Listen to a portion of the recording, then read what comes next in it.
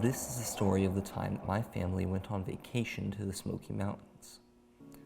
The trip was long, and it could get boring at times, so my brothers fell asleep quite often during the drive.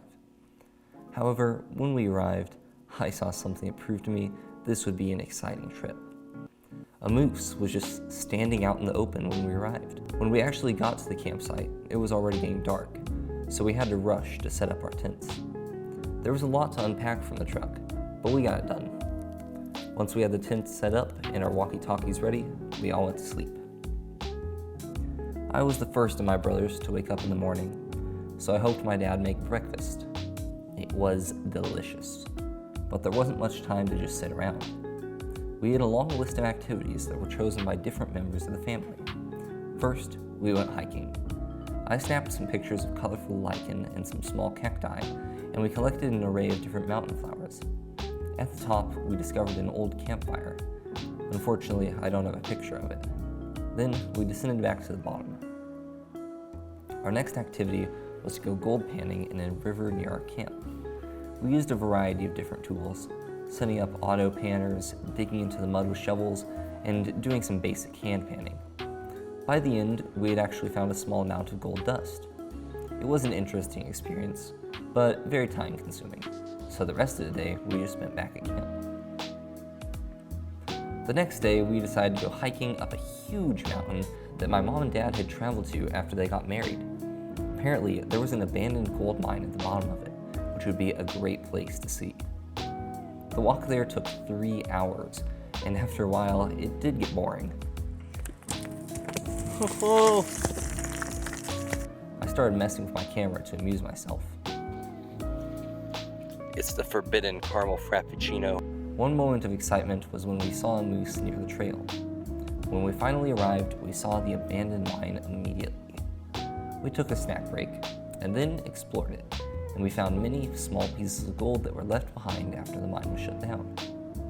When we left, we ran into a huge herd of moose that were really close to the trail, and we got some great pictures and footage. It was really lucky. However, the trip home took up most of the rest of the day. The next day, we went fishing. Everyone traveled out to a lake, we bought some lures, and then we fished for a few hours. After a while, me and my mom returned home, and we started a fire. The plan was to cook fish, but the others, even though they stayed out fishing the rest of the day, didn't catch anything. The rest of the next day was just a fun day of exploring the river, doing a little more panning, and purposefully diverting the flow to make it a very rapid river. I also took a few risks in how I decided to cross the river.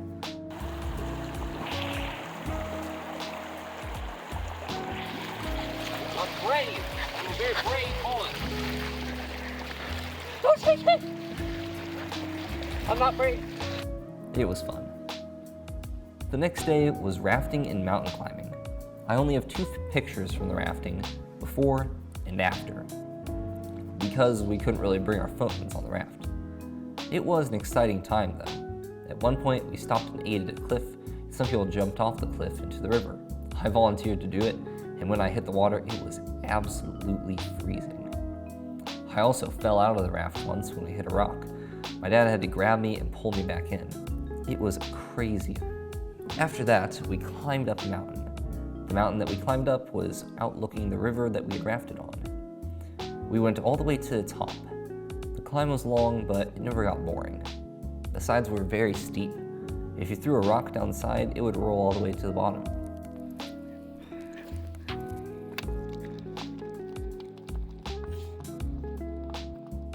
It had a great view, and I collected some cool looking rocks to bring home.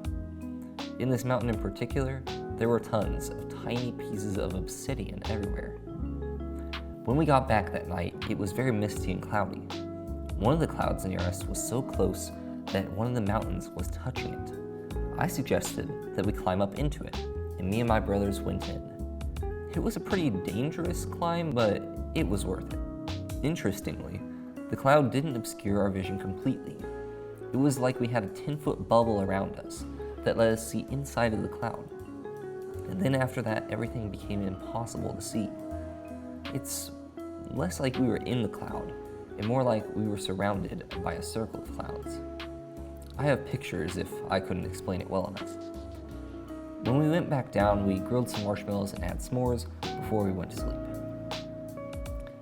The next day, we packed up the tents, threw some rocks in the river, and left the campsite. We went into town and got some local food. Then we went to our last two attractions. The first was a large river where we panned for gold again.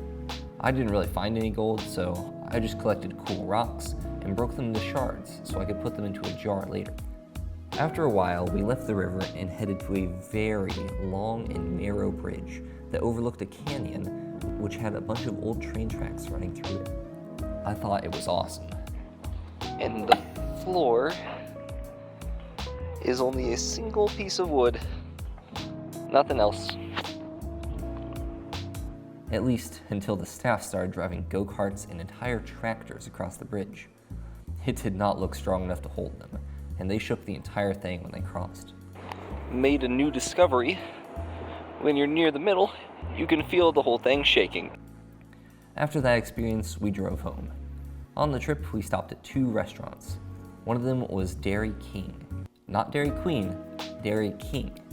It was one little restaurant in a tiny town, and it was actually pretty cool. It even had a small library set up inside of it. The other restaurant was a taco place. Funny story, I ordered a taco with poblano on it, thinking that it's a type of bean. It was only when I ate the taco I realized poblano is a very spicy pepper. It was quite the painful experience, though the taco was pretty nice. When I went home, I finally shaved after growing a beard for all those days, and I put all the rocks I'd collected into a jar as a nice little memento of the time. I'd say it was a pretty awesome trip.